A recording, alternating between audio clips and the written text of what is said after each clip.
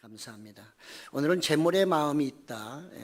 마태복음 6장 19절에서 21절 말씀을 통해서 말씀을 전하기를 원합니다. 얼마 전에 99세 별세한 장웅봉복 온누리교회 장로님이 화제가 되고 있습니다. 그런 미선스쿨인 한동대에다가 정말 자기 모든 재산 113억을 기부를 했다고 합니다. 뿐만 아니라 또 그의 아내 되시는 김영선 권사님, 금년에 93세가 되시는데요. 또 그분의 신앙과 숨은 선행이 또한 해자가 되기도 합니다. 두 분은 황해도 출신으로서 6.25 때 남하에서 정말 한남동에 장의원을 열어서 30년 동안 거기서 의원 생활을 하셨습니다. 궁핍할 때 정말 돈 없이 오는 많은 환자들을 무료로 이렇게 또 기꺼이 이렇게 또 진료를 해줬다고도 합니다. 또 그 옆에는 항상 그의 아내가 있어서 간호사로서 역할을 또 잘 감당했다고 합니다. 두 분은 늘 정말 검소한 생활과 그리고 어떻게든지 좀 아껴서 그걸 모으고 모아 어떻게든 앞으로 정말 그 모든 것을 어려운 사람을 위해서 기부하겠다, 이런 마음을 처음부터 가졌다고 합니다. 그 장로님은 이런 간증을 했답니다. 남한으로 피난온 온 이후 주위에서 도와주는 분이 참 많았다. 마치 누가 끈으로 잡아당기는 듯 도와줬다, 이렇게 회고를 하면서 이 모든 것은 다 우리 부모님의 기도와 하나님의 은혜였다라고 고백했답니다. 그는 벌어서 남 줘야 되겠다, 이런 마음을 늘 갖고 있었고요. 그래서 한동대가 배워서 남 주자는 게 모토기 때문에 자기의 신앙과 가치관이 비슷하기 때문에 2015년도에 100억을 기부하기로 약정을 했습니다. 또 은혜가 되는 것은 그 자녀들이 유산 상속 포기 각서까지 다 썼습니다. 사람들이 물어봤습니다. 어떻게 그렇게 할 수 있느냐 했더니 이 자녀들은 한평생 부모가 보여준 삶과 신앙의 모습 속에서 자연스러운 일이다, 그렇게 하는 게 매우 자연스러운 것이다 하면서 그들은 기꺼이 정말 상속을 포기했다고 합니다. 온누리교회 담임 목사님은 이렇게 말합니다. 장로님 부부는 하나님만 바라보는 단순한 영혼의 힘을 가진 분이었다. 그러면서 얼마나 많은 걸 소유했느냐가 아니라 얼마나 많은 걸 나눠줬는지를 삶으로 보여주는 좋은 예다, 이렇게 말했다고 합니다. 오늘 말씀으로 돌아가 봅니다. 오늘 말씀 한마디로 정리하면 우리 크리스찬의 바른 물질관이라 이렇게 볼 수가 있겠습니다. 예수님은 너희는 돈을 벌어서 뭐 할 거냐? 물론 제자들이 돈 버는 건 아니겠으나, 물론 12제자들은 돈을 버는 일이 아니지만, 그러나 수많은 제자들은 부자도 있었고요, 또 가난한 사람도 있었겠죠. 그 모든 사람을 향해서 예수님이 말씀하고 있는 내용입니다. 그렇습니다. 물질은 우리 삶에서 떨어질 수 없는 아주 소중하고도 필수적인 것입니다. 그렇기 때문에 사람들은 이 돈을 벌려고 아침부터 일찍이 나가고 또 모든 수단과 방법을 다해서 자기 있는 힘을 다해서 돈을 벌려고 애를 쓰고 있죠. 그런데 우리가 조심해야 될 것은 이 돈 때문에 우리가 잘못된 길로 갈 수도 있다는 예수님의 말씀을 귀담아 들어야 하는 것이죠. 예수님은 누가복음 16장 13절에서 집 하인이 두 주인을 섬길 수 없나니 혹 이를 미워하고 저를 사랑하거나 혹 이를 중히 여기고 저를 경히 여길 것임이니라. 너희는 하나님과 재물을 겸하여 섬길 수 없느니라. 이렇게 예수님은 말씀하셨습니다.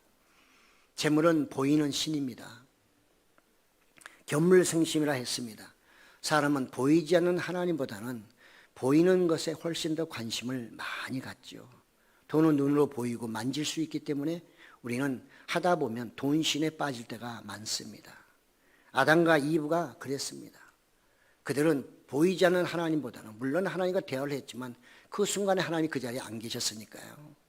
사단이 와서 이 선악과를 따먹게 되면 너도 하나님처럼 된다는 그런 달콤한 그 미혹에 빠져가지고 결국은 눈에 보이는 선악과를 따먹음으로 인류의 죄를 갖다 주기도 했던 사람입니다. 그런 물신을 섬겼던 사람입니다. 결국은 그로 인해서 완전히 속임수였고 속임을 당했고 뜬구름 잡는 인생이 되고 말았습니다. 보물은 우리 마음을 아주 송두리째 빼앗을 수 있는 마력이 있습니다. 누구도 그 앞에서는 넘어질 수밖에 없습니다.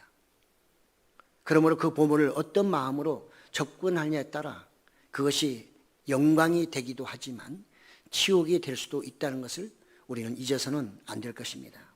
그래서 예수님은 이 보물을 지혜롭게 다루라 이렇게 말씀을 하셨던 것이죠. 오늘 본문으로 돌아가 보면 오늘 19절 20절에서 예수님은 반복해서 말씀하십니다. 이는 너희를 위하여, 너희를 위하여. 예수님은 하나님을 위하여, 예수님을 위하여, 성령님을 위하여, 교회를 위하여 하라고 말씀하지 않고 너희 제자들을 위하여 하라 이렇게 말씀하고 있습니다.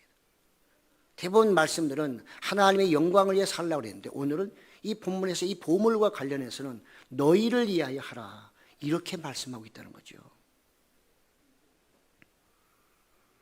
제자를 아끼고 사랑하는 예수님의 그 마음, 그들을 향한 예수님의 마음이 얼마나 큰가 하는 것을 우리는 오늘 본문을 통해서 알 수가 있는 것이고요. 그래서 너희는 보물을 땅에 쌓아놓지 말라 이렇게 경고하셨습니다.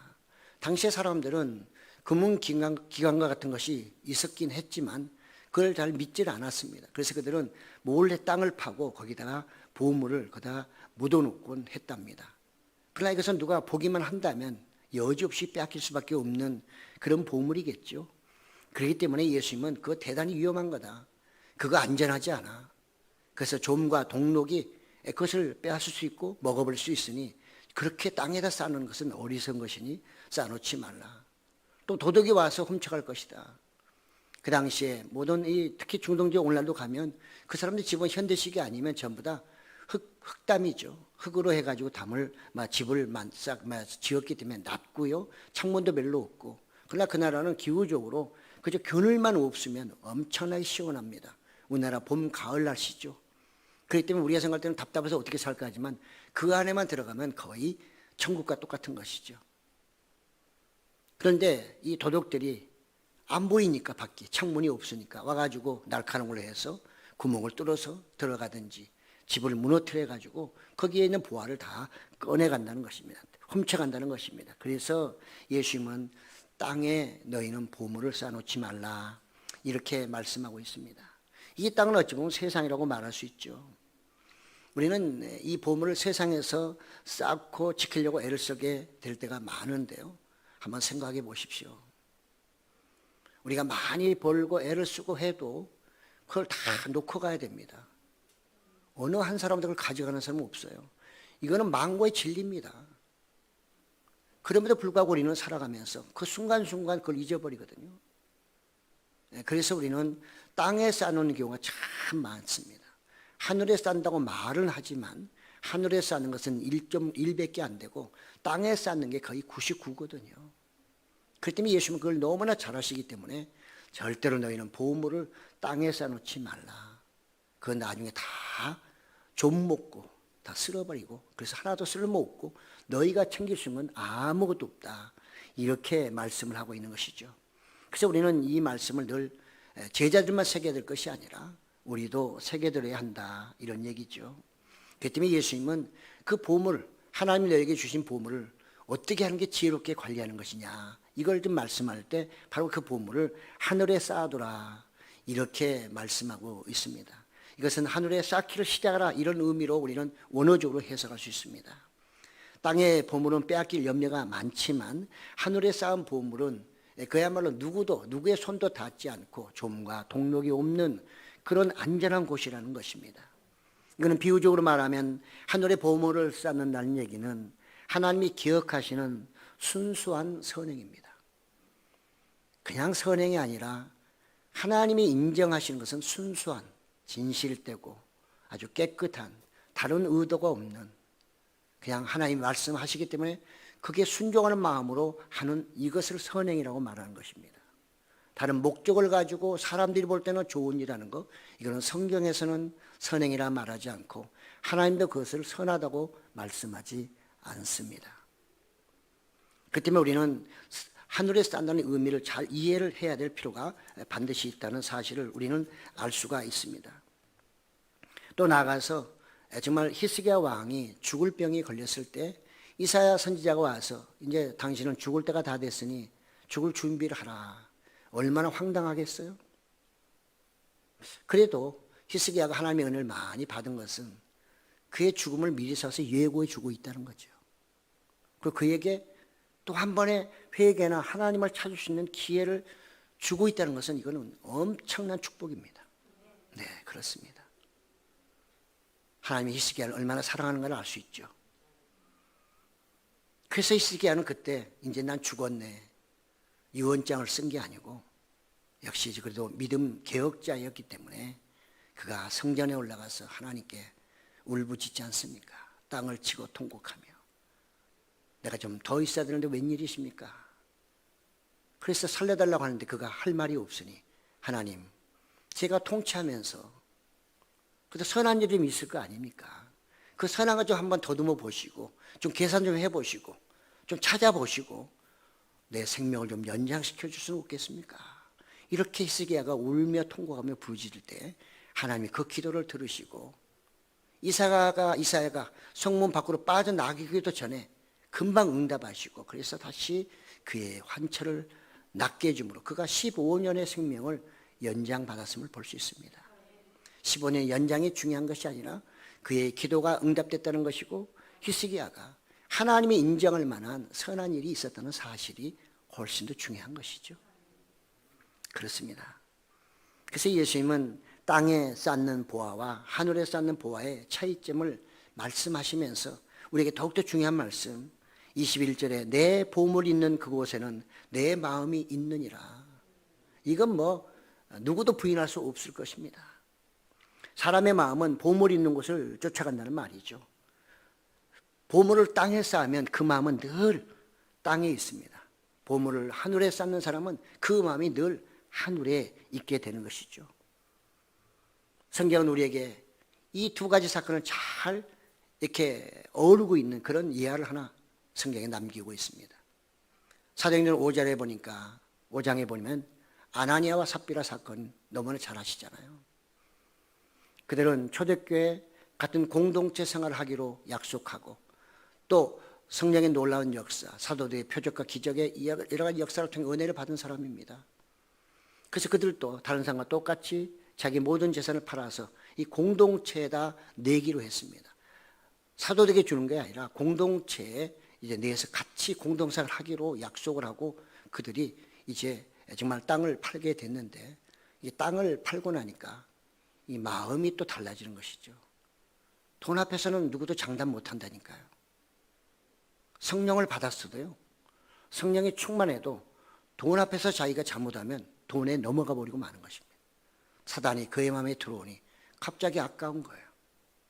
그래서 일부 숨기고 일부만 갖고 가서 베드로 앞에 나왔을 때 베드로가 그때 성령이 충만한 사람이잖아요. 꿰뚫어 볼 수 있는 겁니다. 거짓말하고 있는 것을 알 수 있기 때문에 기회를 한번 주죠. 이게 다냐? 그는 거침없이 얘기합니다. 다합니다. 그 자리에서 죽고 말죠. 아내도 마찬가지. 다시 한번 이게 다냐고 물어보니 역시 그 아내도 다라고 얘기할 때 졸지에 하늘의 보화를 쌓려다가 땅의 보화 일부 쌓려고 하면서 실패함으로 부부가 갑자기 다 세상을 떠나는 그런 비극적인 얘기를 사도행전 5장에 기록하고 있습니다. 우리는 우리의 삶 속에서 이 재물이 있는 곳에 마음이 있다는 이 말씀을 항상 기억해야 됩니다.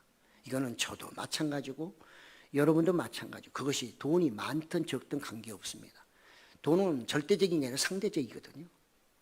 어떤 사람에게 100만 원이 굉장히 우선 돈이기도 하죠. 그냥 껌값으로 나가는 사람도 있습니다. 100만 원. 팁으로 주는 사람도 있어요. 그렇지만 어떤 사람의 100만 원 엄청 큰 겁니다. 네. 다 상황이 다르죠. 하늘에 쌓는다는 것은 땅과 직접적인 관계가 있습니다. 우리는 땅에서 벌고 쓰지만 그것이 잘 됐을 때 하늘에 쌓는 것이라 성경은 이렇게 우리에게 말씀하고 있거든요. 그렇기 때문에 내가 땅에서 선하게 쓰면 그것이 하늘의 보물로 그것이 하늘에 쌓여지지만 내가 이 땅에 살면서 그것을 하나님의 뜻대로 쓰지 않고 내 마음대로 악하게 사용하게 되면 그것은 전부 다 땅에 쌓는 것과 똑같은 이치인 것입니다. 예수님의 말씀대로 살아가는 우리는 크리스찬은 항상 하나님이 내 건강 그 다음에 지혜, 지식, 물질, 이 모든 걸 다 주셨다고 늘 우리는 고백해야 되고, 그래서 감사해야 됩니다. 이런 청지기의 사상을 갖고 있지 않게 되면 우리는 하늘의 보화를 쌓는다는 말이 귀에 절대로 들어오지 않습니다. 천번 만번 들어도 귀에 절대로 들어오지 않습니다. 마음판에 새겨지는 것은 더욱더 안 되는 것입니다.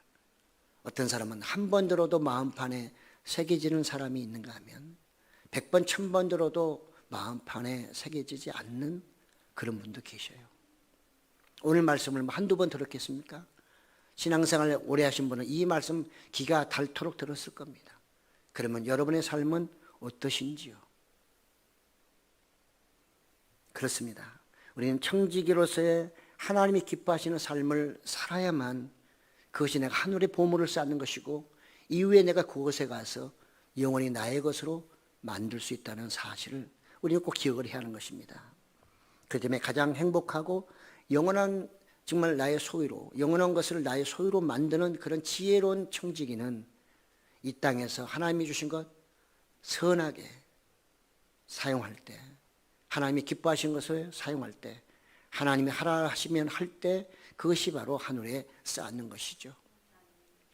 이사야 1장 17절에 이렇게 말씀하십니다. 선행을 배우며 정의를 구하며 학대받는 자를 도와주며 고아를 위하여 신원하며 과부를 위하여 변호하라 하셨느니라. 그렇습니다. 구제만이 아니라 여러 가지 어려운 환경에 있는 모든 사람에게 대해 관심 갖는 것도 여러분 보물을 하늘에 쌓는 것입니다. 여러분이 혹시라도 나는 돈이 없어서 나는 가진 게 없어 도와주실 것이 없네. 천만의 말씀이요. 여러분 중에는 다른 사람이 가지고 있지 않은 것을 한 가지 이상은 다 갖고 계십니다. 하나님이 반드시 모든 사람에게 달란트를 다 주셨어요. 없다고만 생각하지 마시고 내가 가진 것이 몇 개나 되는지 한번 찾아보세요. 그러면 의외로 많습니다. 근데 우리는 늘 나는 없다고 생각하는 가난한 사람으로 살아가게 되면, 물론 가난한 자는 복이 있네 천국이 저희, 그 가난은 그런 의미엔 전혀 다른 것이죠. 그런 하나님에 대해서 가난하고자 하는 사람이 천국을 소유한다는 의미지, 그런 우리 살아가면서 그냥 늘 가난한 마음으로 살아가는 것을 가난한 자라고 말하는 게 아니거든요. 그래서 우리는 정말 이 땅에 살면서 나에게 주어진 모든 것을 어떻게 아름답게 그 많은 사람에게 유익을 주며 나도 기쁘고 그들도 기쁘고 줘서 기쁘고 받아서 기쁜 그런 삶, 아름다운 삶을 살 수 있을까를 고민해야 한다는 것입니다. 재물이 있는 곳에 마음이 있다 했으니 내가 그렇게 살아가게 되면 늘 선한 일에 내 마음이 있는 거죠. 내가 어떻게 선하게 살아갈까. 그런데 그렇지 않은 분들은 늘 잘못된 그 길로 살아가는 것에 거기에 마음이 완전히 쏟아 있기 때문에 그런 분은 선하게 살아갈 수도 없고 경건하게 살아간다는 것은 더군다나 말도 안 되는 것이죠. 우리의 마음이 어디 있는지, 나는 늘 땅에만 내 마음을 두고 있는지 아니면 내가 가야 될 그 하늘의 마음을 두고 있는지에 따라서 우리의 삶의 형태는 완전히 달라질 수 있다는 사실을 우리 분명히 알아야 하는 것입니다. 얼마 전에 뉴스에 그 신문에 보니까요, 국민일보에 보니까 이런 뉴스가 났어요. 정말 맥켄지 스콧이라고 아시는 분은 아실 텐데 아마존 창업자 제프 베이조스의 전 아내였습니다. 근데 이혼했죠. 얼마 전에 헤비타트라고 하는 이 재단에 4억 3,600만 불, 우리나라 돈으로 5,300억입니다. 5,300억을 기부했어요. 그래서 그 헤비타트의 그 대표가 조나단 넥포드라는 사람인데 이렇게 얘기를 했습니다. 헤비타트는 국적과 인종을 초월해 모두에게 안락한 보금자리를 제공해 인류를 하나로 만드는 일을 하고 있다. 그 집 지어주는 거거든요. 어려운 사람들. 그러면서 스콧의 거액 기부는 이를 가능케 하는 데 도움이 된다. 이렇게 말했습니다. 그는 앞으로도 계속해서 기부를 할 건데요. 지금까지 기부를 많이 했지만 이번에 5,300억이 그동안에 한 것 중에는 가장 큰 금액이라고 합니다. 이것은 헤비타트와 미국에 있는 84개 자매 기부에 분산돼서 이제 후원이 될 거라고 합니다. 이분이 받은 재산이 얼마인 줄 아세요? 이분이 받은 재산이 현 시가로 490억. 490억 하니까 얼마 안 되게 보이죠? 이걸 우리나라 돈으로 얘기해 감이 옵니다. 59조 5천억입니다. 59조 5천억. 그분이 받은 재산이 59조 5천억이에요. 그중에 이번에 5,300억을 일단 사회에 기부했습니다. 앞으로도 여러 곳에 이미 종교나 경제적 평등을 위해서 다양한 단체 많이 하고 있으나 그는 이 모든 것을 앞으로 사회에 기부하겠다고 약속을 했어요. 미국은 우리보다 기부 문화가 많이 발달되어 있습니다. 우리나라도 앞으로는 점점 그렇게 되고 있겠죠. 또 되게 가고 있겠죠. 그렇습니다. 우리는 생각을 좀 넓혀야 됩니다. 하나님이 나에게 주신 거 내가 이걸 어떻게 쓰다 갈 것인가. 내가 그걸 잘 써야 부자가 천국 가기가 낙타가 바늘기 들어가기보다 어렵다는 이 말씀에 해당되지 않는 것이죠. 하나님이 부유하게 하셨으니 그건 축복입니다. 그러나 그 축복을 끝까지 축복으로 만들려면 그 재물을, 그 보물을 어디에다? 하늘에 쌓아야만 그 복이 계속해서 연결되는 것이죠. 저는 우리 하나교회에서 앞으로 그런 훌륭한 분들이 많이 나오기를 바랍니다. 또 뿐만 아니라 대한민국 교회에서 정말 훌륭한 분들이 많이 나와서 사회에 좀 울림이 되는, 야, 교회에 그런 분들이 이런 일도 하는구나. 이런 분들이 몇 사람씩만 나오면 대한민국 뒤집어집니다. 기업가가 10억 내는 거하고 교회에 어떤 분이 10억 내는 건 이게 느낌이 달라요. 그렇잖아요.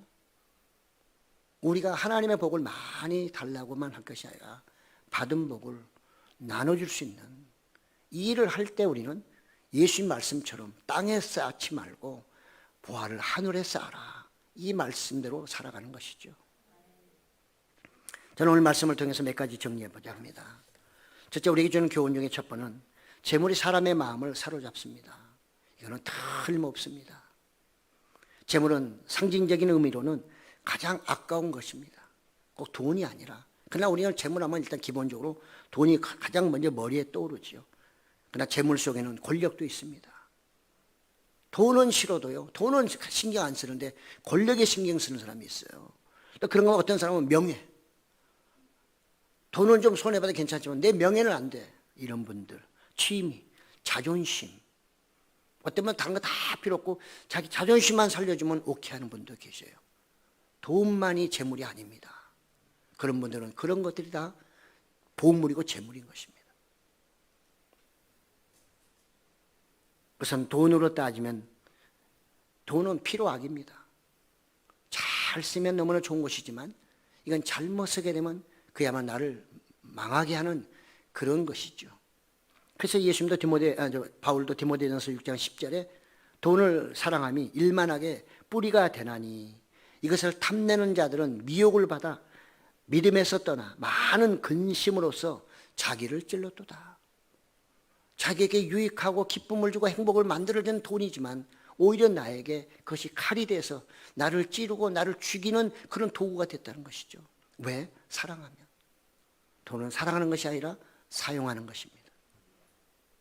그렇기 때문에 이것은 사용하는 데 돈이 필요한 것이지 그걸 사랑하기 때문에 놓지 않는 너는 영원한 내 사랑이 하면서 그걸 놓지 않게 되면 그걸로 인해서 이 사람은 믿음에서 떠나고 그것이 자기의 근심 고통거리가 되고 나중에 그것 때문에 자기가 죽을 수 있다는 것을 성경이 우리에게 말씀하고 있다는 사실을 우리는 잊어서는 안 될 것입니다. 그래서 예수님은 마태복음 13장 44절에서 천국은 마치 밭에 감춘 보화와 같으니 사람이 이를 발견한 후 숨겨두고 기뻐하며 돌아가서 자기의 소유를 다 팔아 그 밭을 샀느니라. 우리는 이 재물을 뭘로 볼까요? 그것은 바로 천국에 있는 나의 구원, 내가 가야 될 그 나라, 영생이죠. 우리는 뭐니 해도 영생보다 더 가치 있는 건 없습니다. 영생은 우리의 생명입니다. 여러분이 이 땅에 살아가면서 목숨 생명보다 더 귀한 게 있나요? 없죠.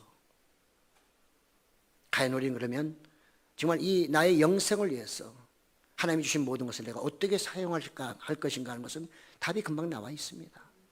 문제는 이것을 인식하고 살아가느냐, 그걸 내 마음판에 새기고 내 삶의 기준으로 내가 살아가느냐, 아니면 그거 다 필요 없고 내 마음대로 살아가느냐, 이 차이뿐인 것입니다. 그에 따라서 땅에 쌓는 분도 계신 거고 하늘에 쌓는 분도 계신 거죠.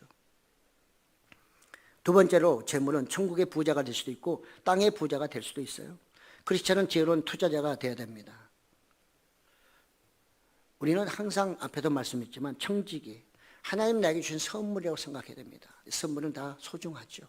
선물을 잘 보관하는 것은 선물을 준 분에 대한 나의 정말 마땅히 취해야 될 자세고 또 내가 마땅히 보여야 될 반응이죠. 그때 우리는 하나님이 주신 것을 늘 감사하면서 늘 그분을 위해서 내가 또 그분에게 어떤 기쁨을 드릴까를 생각하며 또 다시 그분이 들을 수 있는 그런 것이 필요한 거죠. 그래서 하나님이 뜻대로 사용하는 것이 천국에 사는 것인데 앞에 있는 이 장로님은 99세를 사시면서 이미 그걸 깨달았기 때문에 하늘에 쌓는 것이 참으로 복된 것이라는 걸 아시고 그 모든 것을 다 정말 기부했던 거죠. 뭐 여러분에게 다 기부하라고 저는 말씀드리는 게 아닙니다. 예. 여러분이 할 수 있는 선에서 또 하나님께 기도할 때 감동 주는 그 선에서 하시면 되는 겁니다. 이분처럼 몽땅 다 하라는 것 아니에요. 그러면 아마 내일부터 또 이렇게 안 나오실 분도 계시니까 예수님도 다 드리라고 말씀하셨어도 사람에 따라 다 다르죠. 믿음에 따라 하셔야지 믿음이 또 없는데 막 하면 큰일 납니다. 그렇습니다. 그래서 우리는 정말 하나님 나라에 투자할 수 있는 그런 정말 지혜가 필요하고요. 그런 믿음이 우리에게 필요한 거죠. 하늘나라에 쌓는 선한 일은 선을 행하는 본인에게도 기쁨이 되고요. 받는 사람도 기뻐해요. 다른 사람의 유익을 줄 때 자기도 그것이 기쁨이 되고 즐거움이 되고 보람이 있습니다.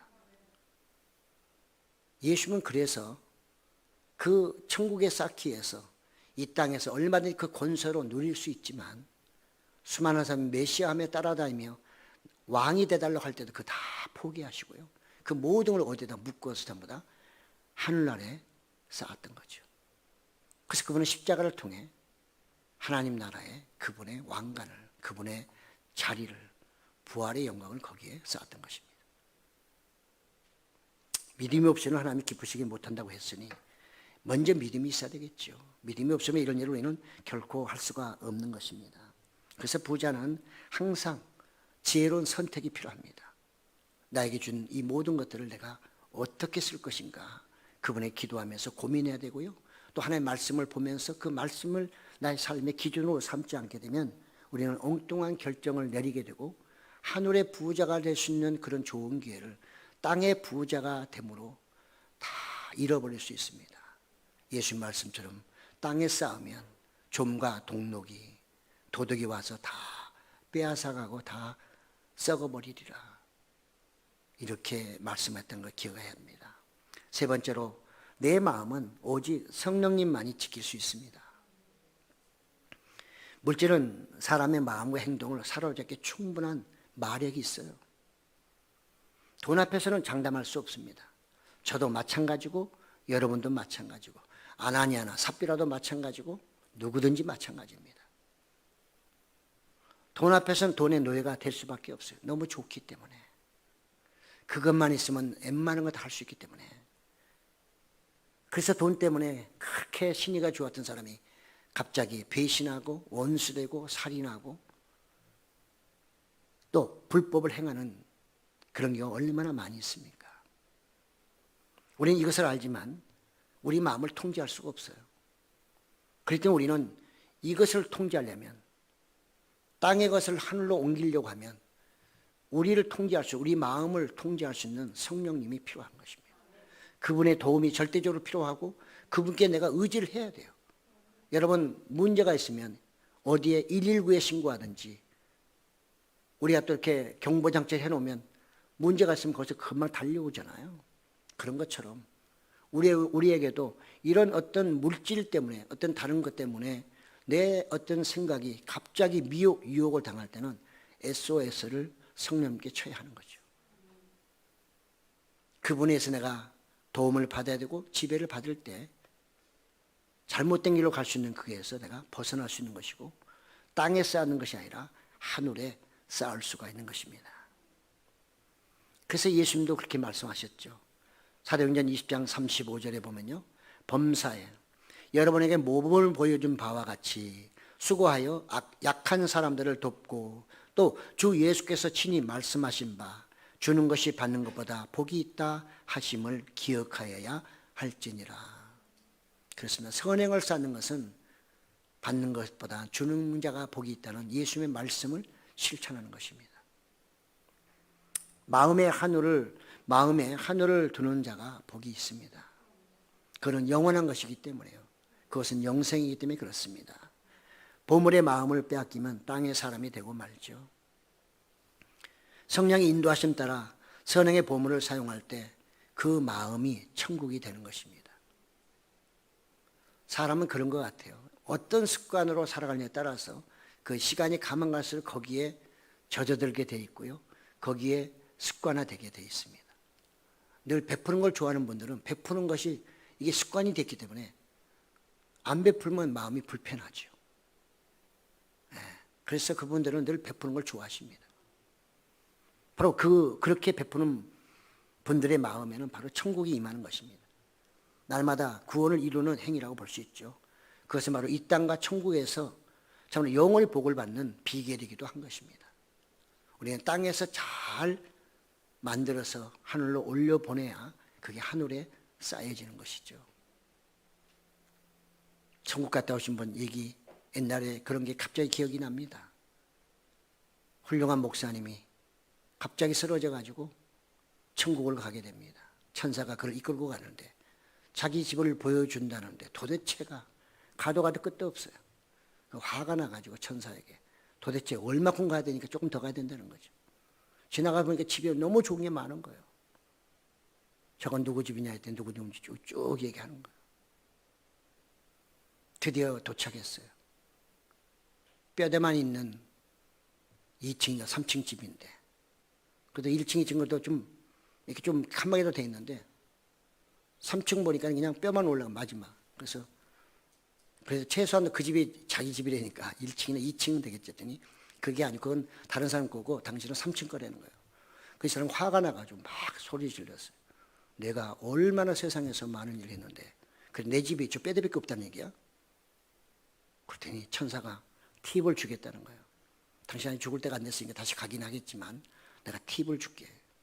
그 어떻게 집이 좀 멋있게 지어지냐 했더니 이 땅에서 재료를 좀 보내야지 집이 지어진다는 거죠. 재료를 보내야 집이 지어진다. 그분이 다시 깨어났어요. 다시 돌아와서 한 몇 개월간 식물인을 계시다가 회복했습니다.